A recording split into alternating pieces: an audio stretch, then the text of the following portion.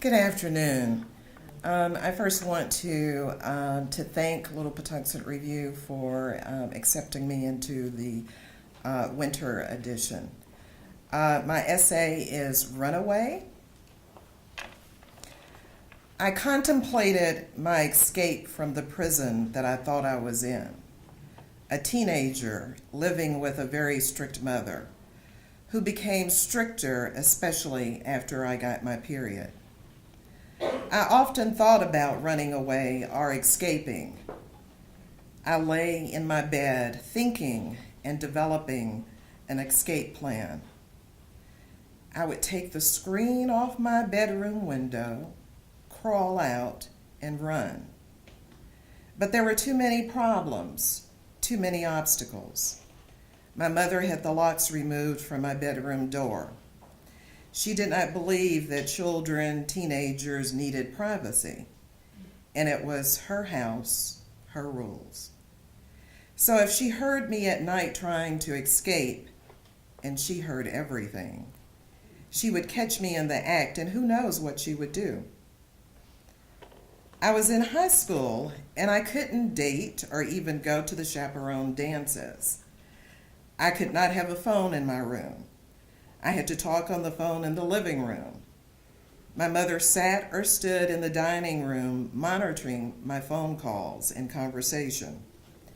She would not allow me to have a long spiral cord on the phone so that I could take the phone into my room for privacy. I was either at home, at school, at church, at piano, and music theory lessons, her idea, or at some other scheduled, organized activity. My mother was not strict because of religious reasons, even though I spent a lot of time at church and in church. She was strict because she felt she needed to protect me. She would say it was not easy or safe being attractive, being a woman, and being black in the world. I knew that my mother had lived a very difficult life, especially as it pertained to the men in her life, and my existence compounded that difficulty. She was strict because of her own past and her own fears, her own prison. My mother told me that my existence in her body had been a surprise. When I was born, my brother was on his way to college. She became pregnant with me in her 40s. My father was also very surprised. He is the real runaway, or maybe he just escaped. He was a pullman on the Missouri Pacific Railroad, so he could run away, escape more easily. My thoughts about running away were a fantasy. Where would I go? I had no relatives because my mother, a single mother, was estranged from her family, and my brother had his own family and lived in Illinois. But I liked the drama of running away. I already knew the contents of the letter that I would write, and there would have to be a letter. In this letter, I would address the bondage and the cruelty that I had endured. I would mention that my basic human rights had been stripped away. I would use the Bill of Rights, the Constitution, and the Emancipation Proclamation to make my point. I would imagine her reading the letter, crying and upset, telling the police that she would do anything to get me back. She would apologize for blaming me for losing her figure because of my surprise existence. That would teach her. While she never called me an accident, surprise and accident were the same to my teenaged mind. I learned to compartmentalize parts of my life. When I was at school, I didn't think about my home situation. I was too involved in what was going on in my friends' lives and dealing with the impact busing was having on my high school. I served on the school's interracial council. In my school, there were 40 black students among a few hundred white students. Because the city had decided to close the black high school on the other side of town, those students were being bused into a lily-white school and neighborhood. While my friends had more freedom, many of their lives were more troubling. Two of my friends had good reason to run away. Lynn came to school with black eyes. He said that his father beat him. When asked why his father was so angry, he just shrugged his shoulders. We tried to comfort him and protect him as best we could as teenagers. As a young adult, he succumbed to a drug addiction, but later he would become a successful and popular author. In his memoir, he wrote that his father whipped him with an electrical cord, and as he was being whipped, his father would yell, "I am going to beat the sissy out of you." Marcia, another friend, was pregnant. Her home was turbulent, and it was never clear to me who had impregnated her. But if the adults at school found out about her predicament, she would be told to leave school. Luckily, she didn't begin showing until the colder months when we all wore larger sweaters. Our group surrounded Marcia as we walked down the hall together. We sat together at lunch and helped hide her pregnancy. When we finally realized that we needed adult help, we confided in Miss Johnson, my favorite teacher. She was young, and though she was white, we thought we could trust her. There were no black teachers or counselors at our school.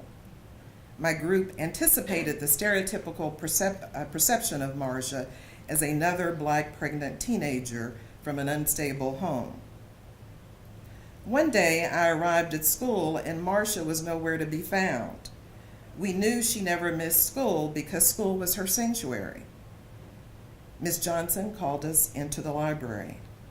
She explained that an adult in the house where Marcia lived started beating her, and Marcia ran away.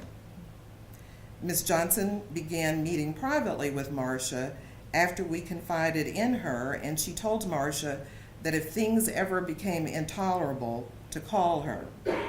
Miss Johnson received that call at 10 p.m. the night before. Marcia had found a payphone several blocks from where she was living. Miss Johnson picked her up, and Marcia was now staying at Miss Johnson's house.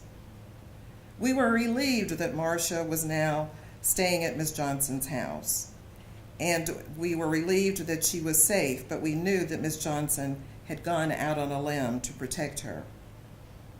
No adult where Marcia lived reported her missing or appeared to care that she was gone. Marcia returned to school the next day and continued secretly living with Miss Johnson. We were told to continue our protective behaviors through the end of the school year.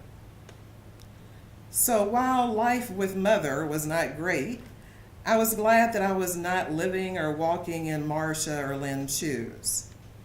I knew that I wanted and needed something different in my life, but could not figure out how I could escape or change my situation. I was also confused about the distinction between escaping and running away.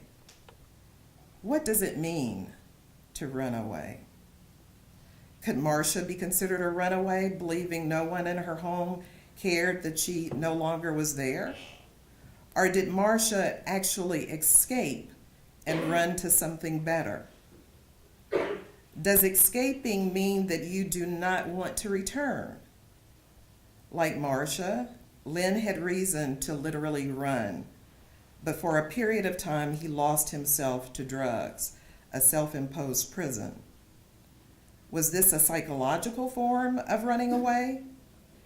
Did my father skip out, run away, or just jump on the last train out, never to return? I had no answers. Life seemed very complex.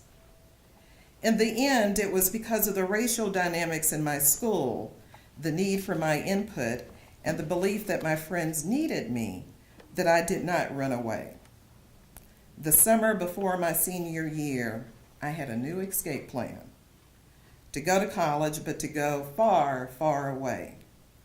The reality is that I would not be able to afford out-of-state tuition.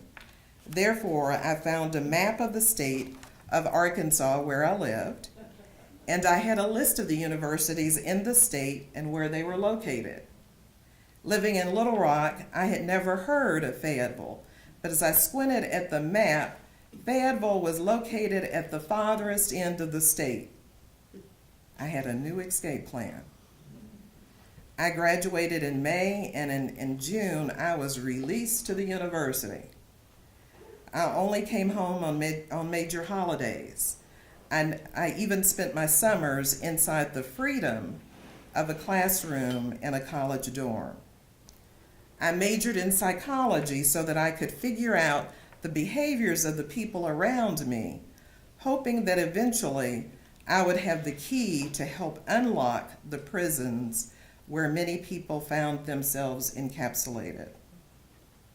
I lost contact with Marcia after I went to the university, but she became a single mother of a son and did not have the opportunity to attend college, even though she was smarter than anyone in our group. Years would pass, and Lynn, who became a popular author, was attending a meeting with a director who was interested in making a movie about one of his books. Lynn had a massive heart attack and died in his early 50s. After years of becoming more distant and disconnected with my mother, I found myself, decades later, helping my brother and niece find a care facility for my mother who had been diagnosed with Alzheimer's, a disease that entrapped and discarded her memories. In one of my visits with my mother before her death, I found that she no longer recognized me. In my shock, I realized that I was no longer the daughter that had been a surprise that seemingly changed her life for the worst.